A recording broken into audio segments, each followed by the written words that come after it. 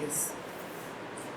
So, how can a society run with freedom and individuals? So, will freedom create imbalance in society and you spread chaos? Absolutely.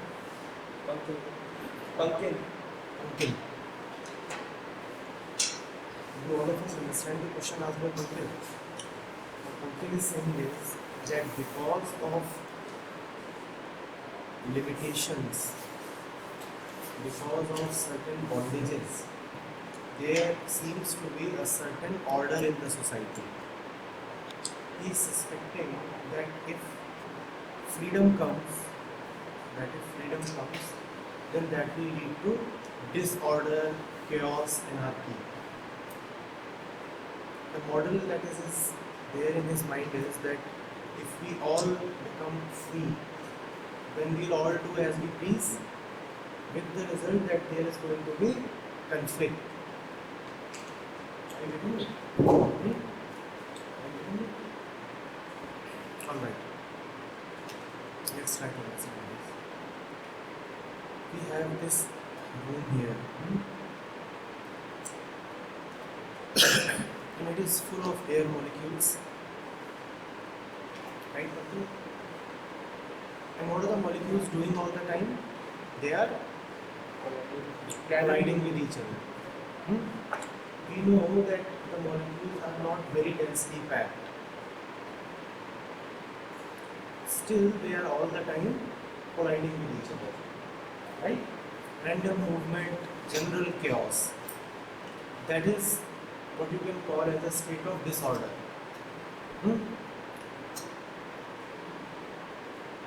Let this room be full of human beings, very densely packed with human beings, and they have been given diverse tasks. Some have to paint that wall, some have to repair the ceiling, some have to mop the floor, some have to take care of the chairs and benches. All kinds of diverse tasks which require them to move in all three dimensions, x, y and z, just as the molecules are moving, right? Would the human beings be colliding with each other? Would the human beings be colliding with each other just as the molecules do? Okay, would they collide? Now, the room is far more densely packed with human beings than it is packed with molecules. We know the packing ratio in case of fluids, right? It is not very high. We know that most of the space, let's say, there is that water bottle. It's filled with two fluids, air and water. It appears full of water, at least half full of water, but even there, that space is not very densely packed with water molecules. Still they are colliding. They have a lot of free space available to them, still they are colliding all the time. But if you have human beings, then they will not collide with each other. And why won't they collide with each other?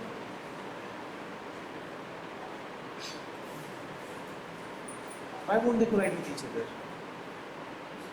Because they she understand with the teacher, so we want to go into the industry. Because human beings are intelligent beings. Human beings are intelligent beings. So even though everybody is free to move as he pleases, still there would not be anarchy or chaos. Anarchy or chaos comes not from freedom, it comes from the lack of intelligence. Anarchy, chaos, disorder, randomness, all these do not come because of freedom. They come when the individuals that are involved, they are acting unintelligently. Are you getting it? We said the individuals won't collide if they have to be moving in 3 different directions, doing n kinds of different jobs. But what if this room is full of drunkards and they are not at all in their senses and they are told to do n kinds of jobs? Then what would you see? They are all falling over each other. Why are they falling over each other? Because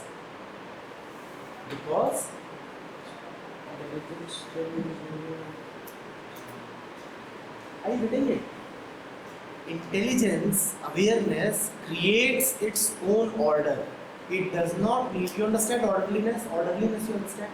By order, I do not mean somebody dictated terms to somebody. What do we mean by order? What is meant by orderliness? Systematic. Yes.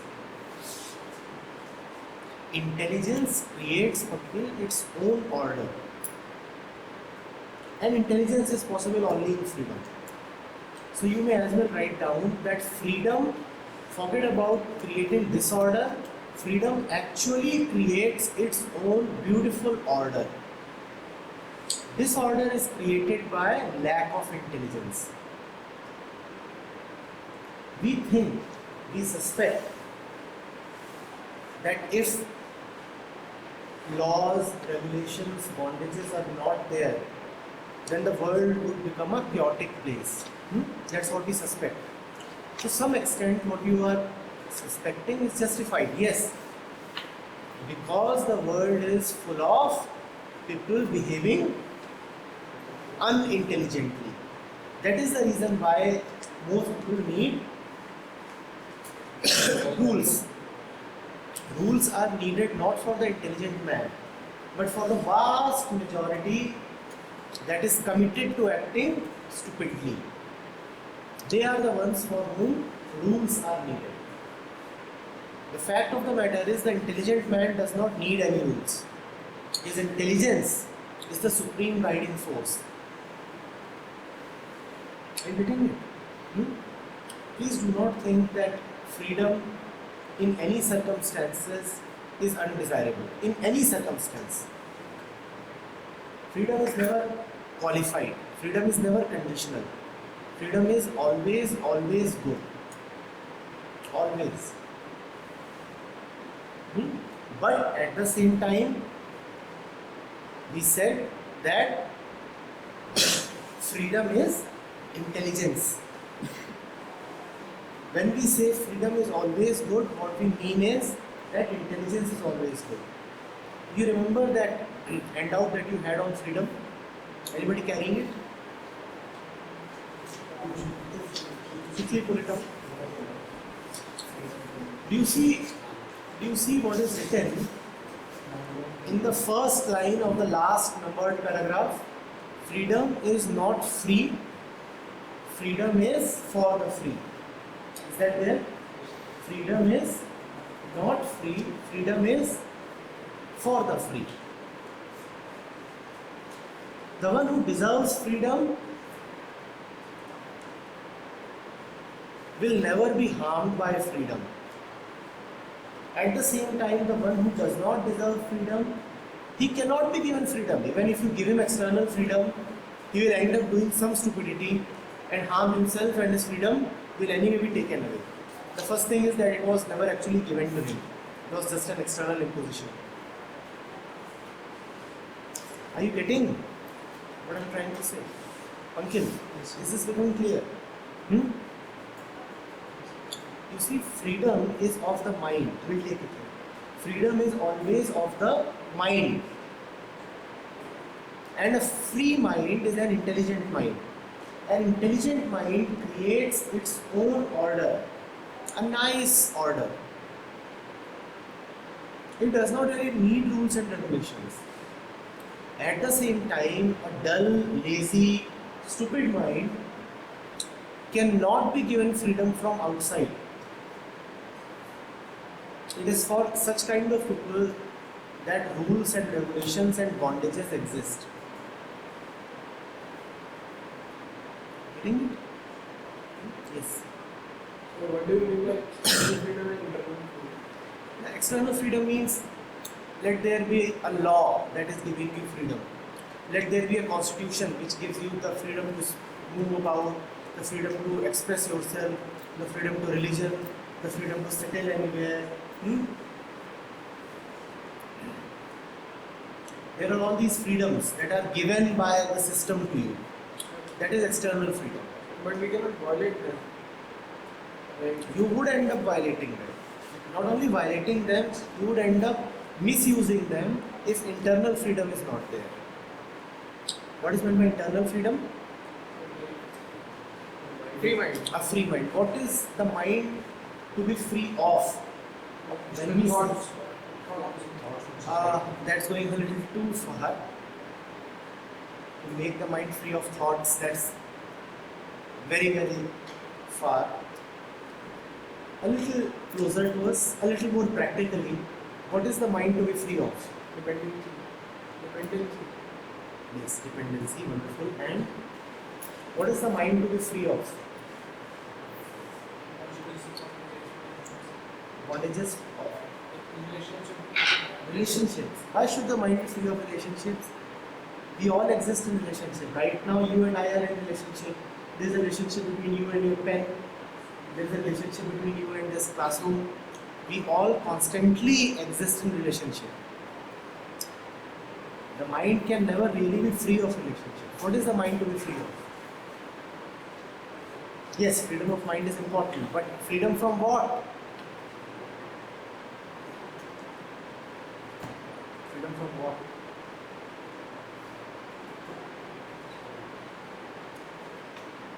Be free from the we should be on our own, not on society. Dependency, someone has already said. Freedom from dependency. What else? So past. Alright. What do you mean by freedom from the past? That's very easily said, but it's a very deep thing. Freedom from the past. What is meant by that? Again, the thought will Not come about our past. Not think about your past? Sure. How have you come to the college today? A bike or a car or something? How have you come? Car. Don't want to think where it is parked? Forget it. That's past, right? You parked it, you came here, it's past. You want to forget where you parked it? And then what will happen? So that comes into memory. Huh? That comes into memory. And a memory, right? And when does it become a domination of the past? So when you get linked to that. Right. If he's sitting here and still, if he's sitting here and still, sitting here and still thinking about where he parked his car. It is this kind of freedom, not eliminating the past, not getting rid of memories. You see, these become very fancy catchwords. Freedom from the past, who am I? It sounds nice, stylish, to be mouthing these kinds of phrases. But we must understand, deeply understand.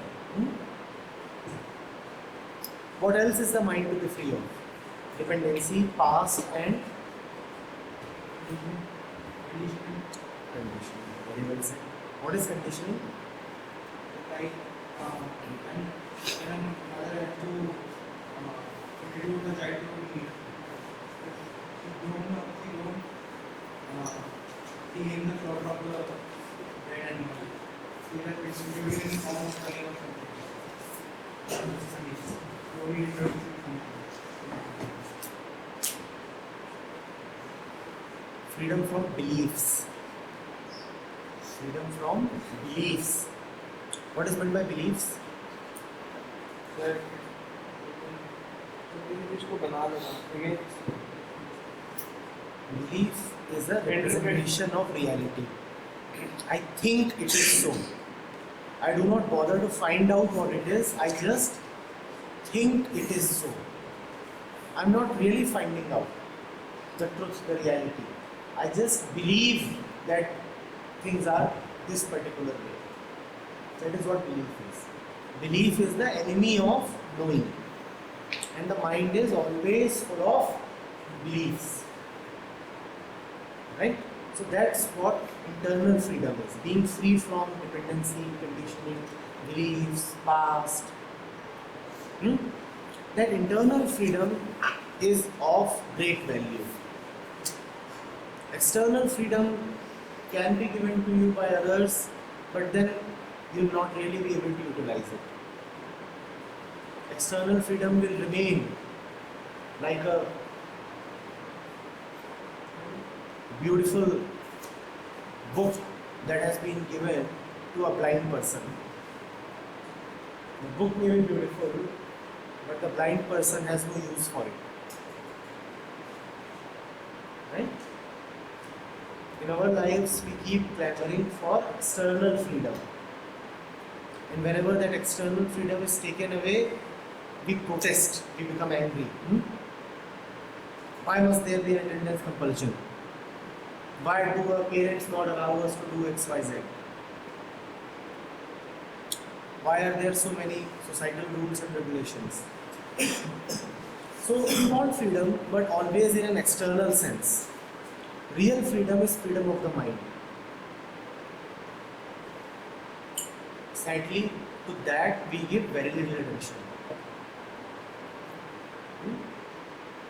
Yes. Yeah.